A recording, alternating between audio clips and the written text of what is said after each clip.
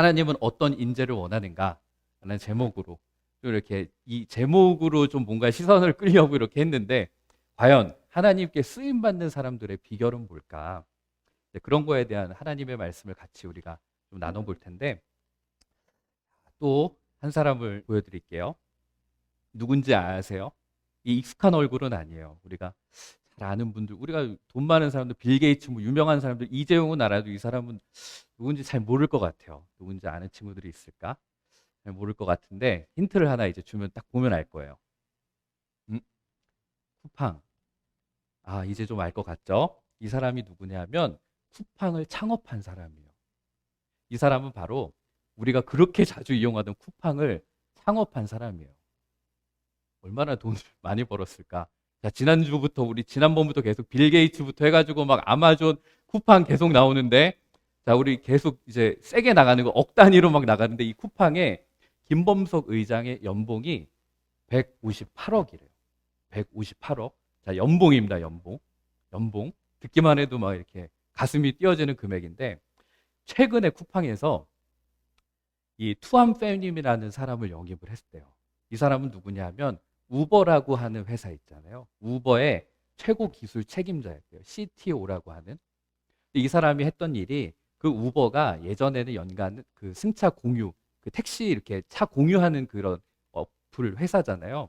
근데 거기 이제 예전에 1,000만 건이었는데 이 사람이 시스템을 새로 만들고 나서 매년 1,000만 건에서 70억 건으로 올라갔대요. 근데 이 사람이 했던 일은 그 세계 각국의 도시들의 어떤 교통의 상황들, 그리고 그 기사들, 승객들의 어떤 성향, 수요와 공급들을 다 분석을 해서 그런 완벽한 시스템을 구축한 그런 사람이래요. 그래서 이 베트남계에 있는 이 투암 팸이라는 사람을 영입을 했는데 이 사람을 영입하면서 연봉으로 건 비용이 자그마치 300억이었대요.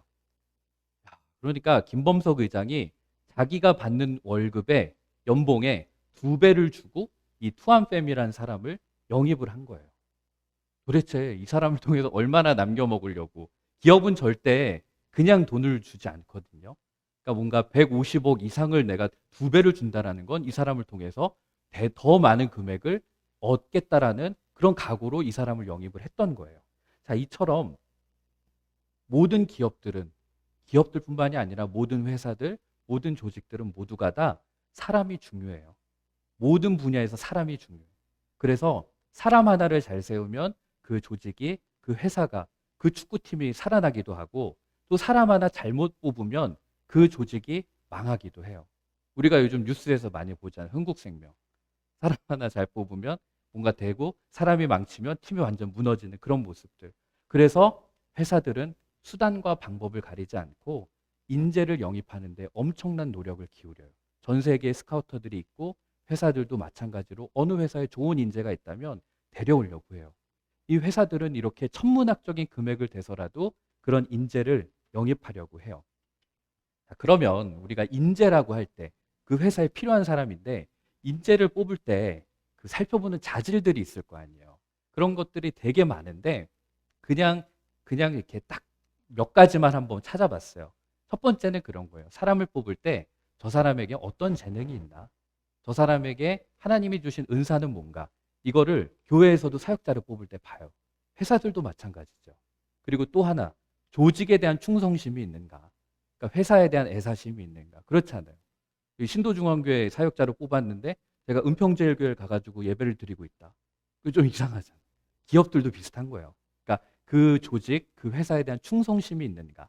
그리고 또 하나는 이거는 우리가 잘 알아둬야 돼요. 주변의 관계성은 어떠한가? 여러분 회사들이 대단한 인재들을 찾는 것 같지만 사실 이 부분을 굉장히 많이 봐요. 이 사람이 우리 조직에 와서 이 사람들과 관계를 어떻게 맺을 것인가? 어떻게 팀워크를 이뤄낼 것인가? 그래서 의외로 오버스펙인 사람을 잘 안 뽑아요. 왜냐하면 그 사람이 왔을 때 그 팀 분위기가 와야 될 수도 있기 때문에 이 주변과의 관계성 같은 거 이런 것들을 봐요. 이건 진짜 큰 틀에서만 한 3가지만 내가 이제 뽑은 거고요. 이거 말고도 그 사람을 뽑을 때 적합한 그걸 되게 많이 찾아낸단 말이에요. 근데 중요한 거는 회사의 인사팀에 있는 사람들, 누굴 뽑는 사람들은 다 아는 게 뭐냐면은 모든 능력이 다 좋은 사람은 세상에 없다는 거예요. 모든 능력이 다 좋은 사람은 세상에 없어요. 운동선수가 만약에 달리기도 잘하고 홈런도 잘 치고 공도 잘 던지고 수비도 잘하고 이런 선수는 몸값이 천문학적인 금액이에요. 근데 대부분은 모든 걸 다 잘하는 사람은 없다라는 거를 알아요. 근데 이 책이 혹시 읽어본 사람도 있을 것 같은데 이거는 경영학이나 이런 거에서 바이블이에요. 꼭 읽어봐야 되는 그런 책. 제가 왜 이런 책들을 많이 봤냐면 사실은 저는 꿈이 그 스타트업 창업을 하는 게 원래 꿈이었어요. 저는 원래 전자공학과였고 그런 꿈이 원래 있던 사람이었기 때문에 이런 책들을 많이 볼 수밖에 없었는데 이거는 좋은 기업을 넘어 위대한 기업으로라는 책이에요. Good to Great라는 짐 콜린스라고 하는 스탠포드 대학 교수님이 쓴 건데 이 안에 저런 문장이 있어요. 사람이 자산이 아니라 적합한 사람이 자산이다. 이 얘기를 해요. 그러니까 아무리 좋은 사람이라고 해도 그 사람이 적합하지 않으면 그 회사, 그 조직에 걸림돌이 될 수 있다는 얘기예요. 그래서 짐 콜린스는 그 얘기를 해요. 정말 기업을 시작할 때 가장 중요한 것은 가장 그 일에 적합한 사람들을 사역의 버스에, 기업의 버스에 태워라. 그런 얘기를 해요. 자, 왜 이런 얘기를 계속 했냐면 하나님 나라를 이뤄가는 그 과정도 마찬가지입니다. 우리가 예수 잘 믿는 사람, 좋은 그리스도인이라고 말할 수 있죠. 그런데 예수님을 잘 믿는 사람이 꼭 하나님 일에 적합한 그리스도인이라고 할 수는 없다는 거예요. 하나님 나라를 위해서 적합한 그리스도인을 찾는 것은 너무나도 어려운 일이에요. 하나님도 어려운 일이에요. 자, 그러면 한번 묻고 싶어요. 이 자리에 있는 여러분들은 나는 내가 하나님께 적합한 사람인가? 나는 정말 하나님께 쓰임 받기에 적절한 사람인가? 한 번쯤 생각해 봤으면 좋겠습니다. 여러분, 이 땅에 의미 없이, 목적 없이 태어난 사람은 한 사람도 없다는 걸 믿으시죠? 자, 모든 사람에게는 태어난 목적이 있어요. 여러분, 목숨이라는 단어 알죠? 이 목에 숨이 붙어 있다 해서 우리가 목숨이라고 얘기하는데, 자, 생명이라는 단어가 있어요. 생명.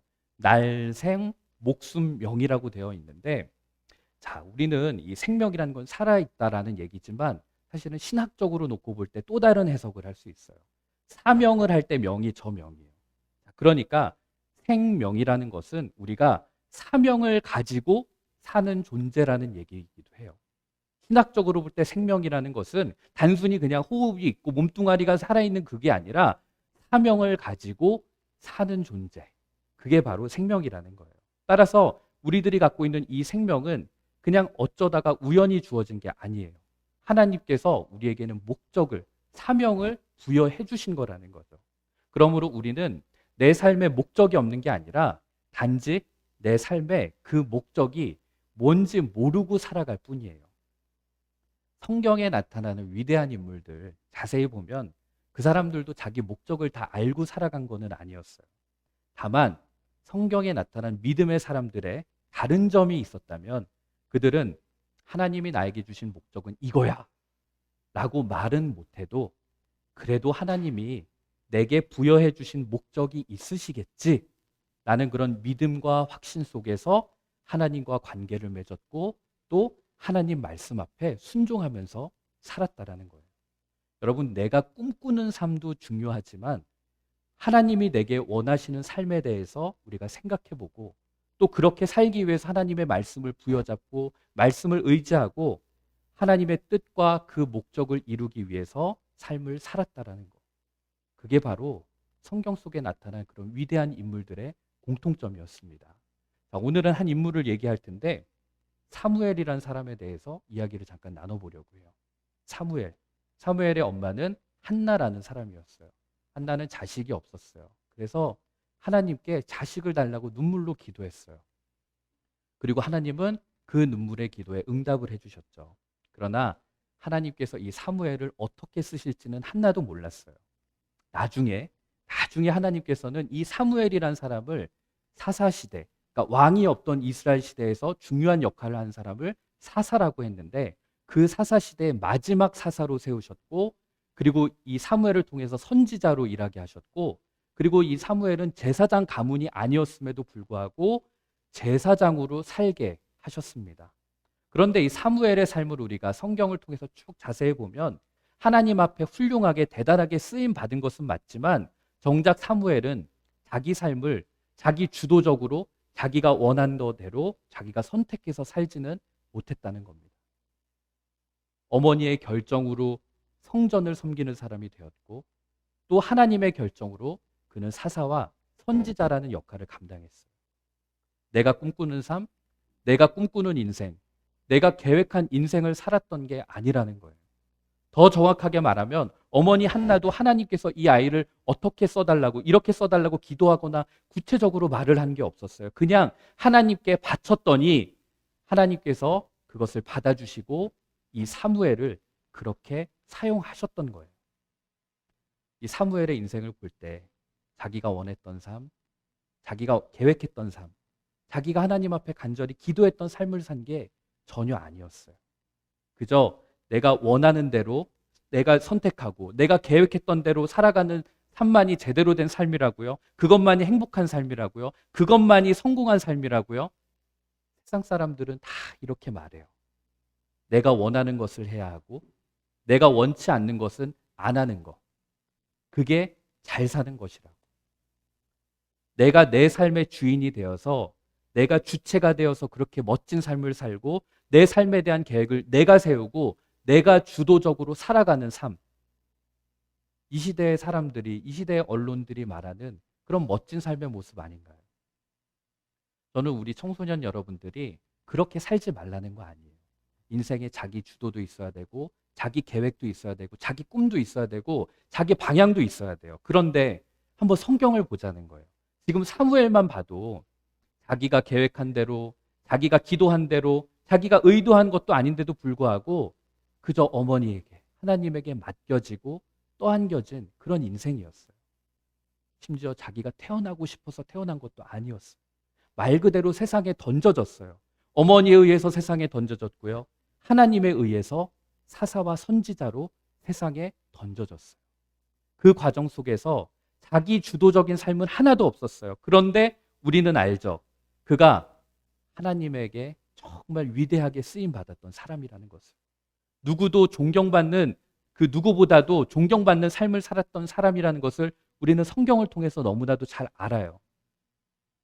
여러분, 우리에게 주어진 삶을 두고 내 뜻대로 되는 게 없고 내가 계획한 대로 되는 게 없고 내가 기도한 대로 되는 게 없고 나는 왜 이렇게 내 인생을 내 뜻대로 내가 원하는 대로 살지 못하고 끌려다니는 삶을 살고 있는가 그런 생각이 들 때 오늘 이 사무엘을 묵상했으면 좋겠어요. 여러분 하나님 앞에 내 삶을 내어드리기만 하면 여러분이 계획하고 있던 것을 넘어서는 하나님의 계획이 여러분들 삶 가운데 실현되는 것을 볼 거라는 거예요. 하나님께서는 뜻을 가지고 누군가를 선택하면 하나님께서는 그 사람을 통해서 하나님의 뜻을 이뤄가십니다. 이것을 우리는 사무엘을 통해서 배우게 되는 거예요. 성경에 나왔던 사건 중에 오병이어 사건 우리 많이들 들어봤을 거예요. 이 오병이어 사건 혹시 모르는 친구들 있을까 봐 오병이어 이렇게 빵 5개랑 물고기 2마리를 아이가 갖고 와서 이거를 5천 명의 사람들이 먹었다. 그런 얘기예요. 자, 근데 이걸 한번 봐요. 이 어린아이가 집에서 도시락을 싸올 때 엄마 내가 이걸 싸갖고 가서 거기에 있는 수많은 사람들을 먹일 거거든. 그러니까 생선도 맛있는 거 싸주고 빵도 좀 맛있는 거 넉넉하게 주고 이랬을까요? 그러지 않았어요. 그저 그냥 자기가 먹으려고 그냥 어린아이의 도시락 하나 싸온 거예요. 이걸로 내가 몇 명을 먹이겠다라고 하는 계획 이런 거 갖고 싸온 게 아니었어요. 근데 자기가 먹을 거 그냥 챙겨왔을 뿐인데 그것을 그냥 주님 앞에 내어드렸을 때 그냥 그것을 작은 거지만 주님 앞에 올려드렸을 때 그것이 5천 명을 먹이고도 남는 하나님 나라를 위해 쓰임받는 그런 사건이 되었다는 거예요. 여러분 그것이 물건이든 사람이든 여러분의 시간이든 여러분의 재능이든 그것을 하나님께 내어드리면 하나님께 쓰임받는 인생이 될 줄로 믿습니다. 자, 그런데 이런 사무엘을 통해서 이제 처음으로 세워진 왕이 있었어요. 이스라엘의 왕, 초대 왕인 거예요. 얼마나 하나님이 심사숙고했겠어요. 이 사무엘을 통해서 세워진 왕이 이 사울 왕이에요. 사울 왕은 처음에는 우리가 사울 왕 하면 되게 나쁜 이미지인데 처음에는 하나님의 부르심에 맞게 세워졌어요. 하나님 보시기에 좋은 사람이었단 말이에요. 그런데 이 사울 왕이 살다가 점점 하나님과의 거리가 점점 멀어지게 돼요. 결정적으로 이 사울 왕이 하나님께 버림을 받게 되는 사건이 있는데 그게 바로 제사, 이 예배의 문제였어요. 여러분, 오늘 우리가 드리는 이 예배가, 그리고 위층에서 드려지는 그 예배가 하나님을 향한 우리들의 신앙이 고백이 되어지고 또 하나님을 향한 우리들의 마음이 표현되는 자리가 될 수도 있지만, 반대로 우리가 하나님에게서 얼마나 멀리 떨어져 있는 사람인지, 하나님을 향한 우리들의 마음이 얼마나 부족한 사람인지가 드러나는 그런 자리가 될 수도 있다는 걸 여러분 아세요? 예배에 이렇게 참석하면 믿음 좋은 건가요? 신앙이 좋은 건가요? 그렇게 말할 수도 있어요. 그런데 그건 사실 여기 유치부에 있는 애들, 아동부에 있는 애들한테는 하는 얘기고, 신앙이 성장하다 보면 우리는 알아요. 몸은 여기 와 있지만 우리의 마음은 하나님께 있지 않다는 거예요. 하나님을 향한 우리들의 마음은 어디에서 드러나는가? 그건 바로 예배의 자리에서 드러난다는 거예요. 예배 자리에 앉아 보니까 내 마음이 정말로 하나님을 갈망하는 것이 아니라 내가 이 예배를 얼마나 가볍게 여기고 있느냐가 이 예배의 자리에서 드러난다는 거예요. 우리의 믿음은 놀고 먹을 때 드러나는 것이 아니라 예배의 자리에서 드러납니다. 자, 사울 왕이 블레셋과의 전투를 앞두고 있었어요. 너무 중요한 전투였어요. 이스라엘 전통에서는 전쟁을 나가기 전에는 먼저 하나님 앞에 제사를 드리는 순서가 있었어요.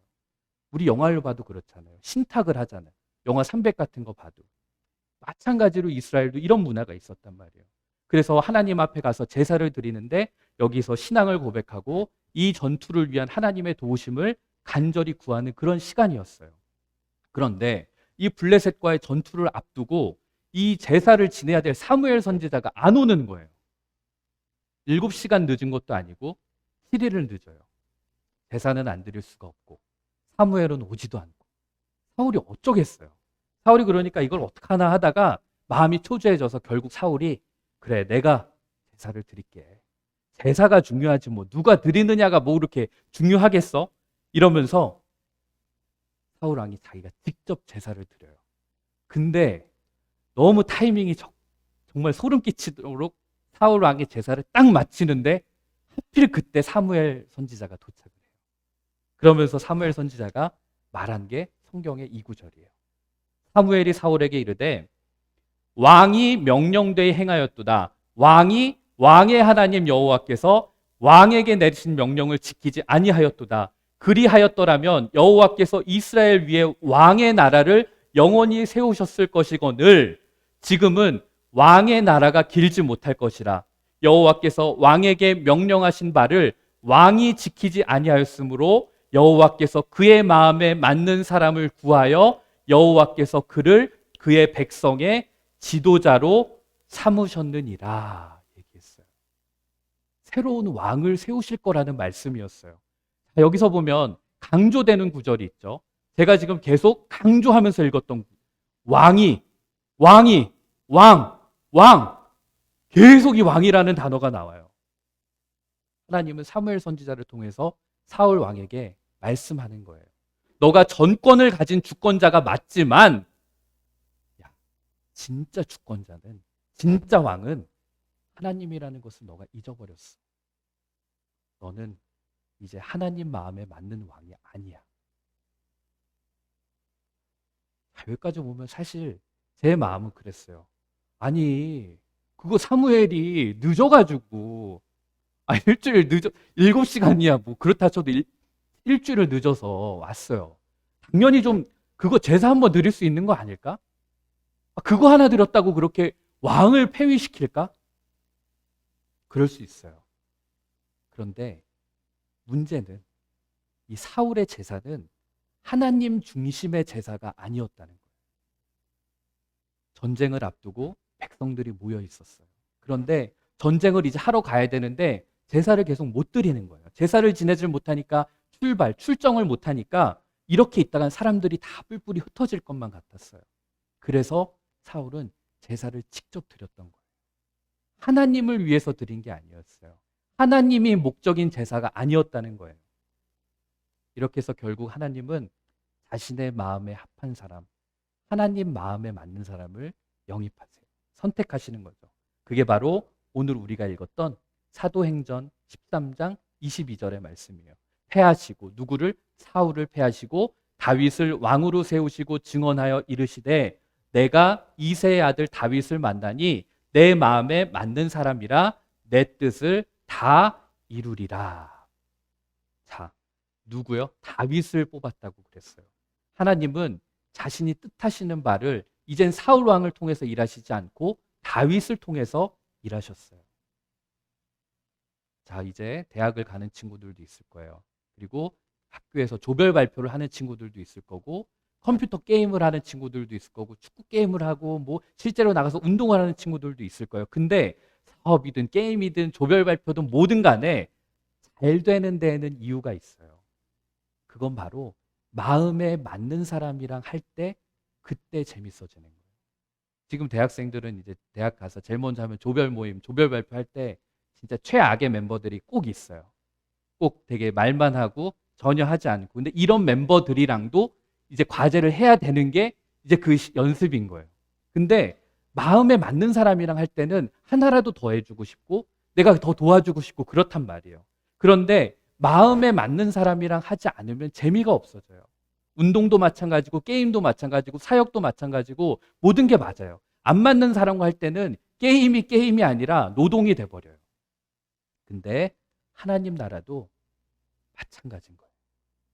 하나님께서는 하나님 마음에 맞는 사람을 찾고 계시고 또 그 사람을 세우셔서 그 사람을 통해서 더 큰 일을 이루어 가시는 거, 이게 바로 하나님 나라의 섭리입니다. 자, 이쯤 되면 여쭙고 싶습니다. 여러분은 하나님 마음에 맞는 사람인가요? 하나님은 우리를 통해서 무슨 일을 이루고자 하실까요? 그 일이 뭔지는 잘 모르겠지만 정말 여러분은 나는 그분의 뜻대로 내 인생이 쓰임 받기를 원하고 내어드리고 있는가? 아니면 그 뜻을 내가 어떻게 알아? 그 뜻을 알지 못한다는 이유로 여전히 내 꿈과 계획을 따라서 내 인생을 살려고 하지는 않나요? 과연 하나님이 내가 너를 통해서 내 뜻을 이루리라 말씀하신 그 계획에 나는 맞는 존재인가? 우리는 내 뜻을 이루려고 사는 사람인가? 하나님의 뜻을 이루려고 사는 사람인가? 우리가 생각해 봤으면 좋겠습니다. 여러분, 오늘 말씀의 핵심이에요. 하나님은 마음에 맞는 사람을 통해서 그 뜻을 이뤄 가신다는 거예요.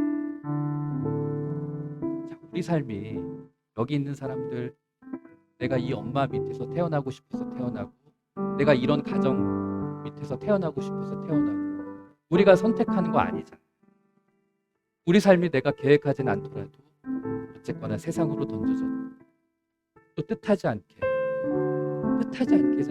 여러분 다 예수님 믿게 됐잖아요. 결국 태어나고 보니 우리 부모님이 교회 다니는 사람이에요. 그리고 뜻하지 않게 이 교회로 들어오게 됐죠. 신도중앙교회. 너희들이 엄마 저는 신도중앙교회 가고 싶어요. 이래서 들어온 건 아니죠. 그리고 뜻하지 않게 혹은 생각지도 않은 많은 일들이 나에게 맡겨져서 내가 원치 않는 일이라도 쓰임받고 있다. 그렇게 생각했으면 좋겠습니다. 내가 하나님 마음에 맞는 사람이기 때문에 하나님께서는 나를 통해서 인가를 이뤄가시려고 하시나 보다. 그렇게 생각하고 그렇게 믿었으면 좋겠습니다. 내 삶의 목적이 어디 있지? 내 삶의 의미가 어디 있지? 내가 원하는 일에서만 찾는 그런 세상 사람들처럼 살지 않았으면 좋겠어요. 하나님이 나를 통해서 이루시려고 하는 것은 뭔가? 왜 나를 부르셨는가? 내가 그분을 위해서는 뭘 할 수 있을까? 이렇게 맡겨진 대로 살았던 사무엘 같은 인생을 살았으면 좋겠습니다. 그리고 우리가 사울처럼 맡겨진 일이었지만 하나님께서 부여해 주신 일이었지만 그 마음에 하나님 뜻을 품지 않고 자기 뜻만 따르다가 이렇게 죽어버린 사울같이 버려진 인생은 되지 않았으면 좋겠습니다. 그리고 다윗, 앞으로 계속 다윗에 대한 이야기를 우리가 나눠볼 거예요. 다윗 솔직하게 얘기해서 아무것도 아닌 존재였어요. 다윗은 실수도 많았고 하나님 앞에 흠도 많은 사람이었어요. 결코 완벽한 사람이 아니었어요. 근데 그런 거 하나님 다 아셨지만 그래도 다윗은 하나님 마음에 맞는 사람이었기 때문에 하나님께서는 그 다윗을 택하고 그 다윗을 쓰셨다는 거예요. 여러분도 하나님 앞에 어떤 대단한 능력 구하기 이전에 여러분이 하나님 마음에 맞는 사람이 되면 그런 마음이라도 여러분들이 품고 살면 하나님께서는 때를 따라서 거기에 맞는 능력도 주실 거고 또 사람도 주실 거고 돈도 주실 거고 인맥도 주실 거고 재능도 주실 거고 여러분들이 그렇게 쓰임받기 필요한 모든 것들 다 주실 줄 믿습니다. 하나님 마음에 맞는 사람, 내가 그를 통해서 뜻을 이루시리라. 이 말씀하시는 하나님 음성 가지고 사는 우리들 되었으면 좋겠습니다.